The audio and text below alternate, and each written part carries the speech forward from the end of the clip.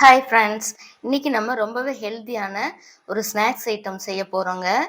அதுக்கு என்னென்னு பார்த்தீங்கன்னா, எள்ளு, நிலக்கடலை, பொட்டுக்கடலை. இது வாசனைக்காக ஏலக்காய் நாலு. இது அளவு பார்த்தீங்கன்னா, ஒவ்வொன்றுமே 100 100 கிராம் அளவுக்கு எடுத்துக்கலாம். நான் பொட்டுக்கடலை கொஞ்சம் கம்மியாக எடுத்திருக்கேன். இப்போ இதெல்லாம் நம்ம வறுத்து எடுத்துக்க போகிறோம். ஃபஸ்ட்டு நிலக்கடலையை வறுத்துக்கலாம். இப்போ இது பாத்திரம் வச்சு நல்லா காஞ்சிருக்குதுங்க. நிலக்கடலை இதில் நல்லா அந்த தோல் நல்லா வெடிச்சு வரும். அந்த அளவுக்கு வாசனையும் வரும். அந்த அளவுக்கு நம்ம வறுத்து எடுத்துக்கலாம். ஸ்டவ்வை மீடியம் ஃப்ளேமில் வச்சுக்கலாம். நிலக்கடலை நல்லா வறுபட்டுருச்சுங்க. பாருங்கள், மேல் தோல் எல்லாம் கலர் மாறி வந்திருக்கு. இது வெடிக்கிற சத்தம் வருது பாருங்கள். இந்த ஸ்டேஜில் ஸ்டவ் ஆஃப் பண்ணிவிட்டு இது வேற ஒரு பாத்திரத்துக்கு மாற்றிக்கலாம். இதே பாத்திரத்தில் எள்ளை போட்டுக்கலாங்க. இந்த பாத்திரம் சூடாகவே இருக்கு. இது மீடியம் ஃப்ளேம்லேயே ஸ்டவ்வை வச்சுக்கலாம்.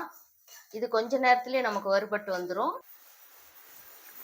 நம்ம வாசனை வறுத்தது எப்படி தெரிஞ்சுக்கலான்னா, இப்படி ஒன்று எடுத்து இந்த மாதிரி பண்ணி மூந்து பார்த்தீங்கன்னா இந்த எள்ளோட மனம் அவ்வளோ அருமையாக வருங்க. அதுதான் நமக்கு வறுபட்டதுக்கான அடையாளம். பாருங்க, எள்ளு வெடிச்சு வருது. இந்த சமயத்துக்கு ஸ்டவ் ஆஃப் பண்ணிடலாங்க. கொஞ்ச நேரம் இதுலேயே இருக்கட்டும்.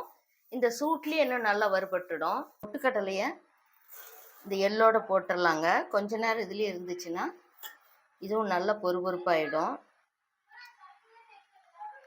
ஆறட்டும். இந்த எள்ளு நல்லா ஆறிடுச்சிங்க. இந்த நிலக்கடலை பார்த்தீங்கன்னா நான் நல்லா ஆற வச்சு தோல் எடுத்திருக்கேன். இப்போ இது இதோட கலந்துக்கலாம். ஏலக்காய் இந்த மாதிரி தோல் எடுத்துட்டு உள்ளே இருக்கிற விதையை மட்டும் போடுறேங்க.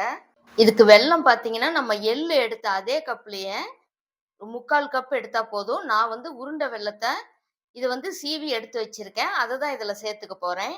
நீங்கள் வெள்ளை சர்க்கரை வேணுனாலும் சேர்த்துக்கலாம். நிலக்கடலை, எள்ளு, பொட்டுக்கடலை இதெல்லாம் வறுத்து நல்லா ஆற வச்சாச்சுங்க. அதோட வாசனைக்கு ஏலக்காய் சேர்த்து இனிப்பு சுவைக்காக நான் வெல்லத்தை பொடி பண்ணி சேர்த்து மிக்சி ஜாரில் நல்லா அரைச்சி எடுத்தாச்சுங்க. இப்போ பாருங்கள், இந்த மாதிரி உருண்டை பண்ணியாச்சு.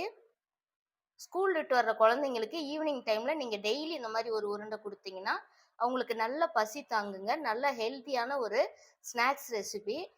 இன்னுமா எல்லாருமே விரும்பி சாப்பிடக்கூடிய இந்த ஸ்நாக்ஸ் ரெசிபியை நீங்களும் ஒரு முறை செஞ்சு கொடுங்க. இந்த வீடியோ பிடிச்சிருந்தா லைக் பண்ணி ஷேர் பண்ணுங்கள், சப்ஸ்கிரைப் பண்ணுங்கள். தேங்க்யூ.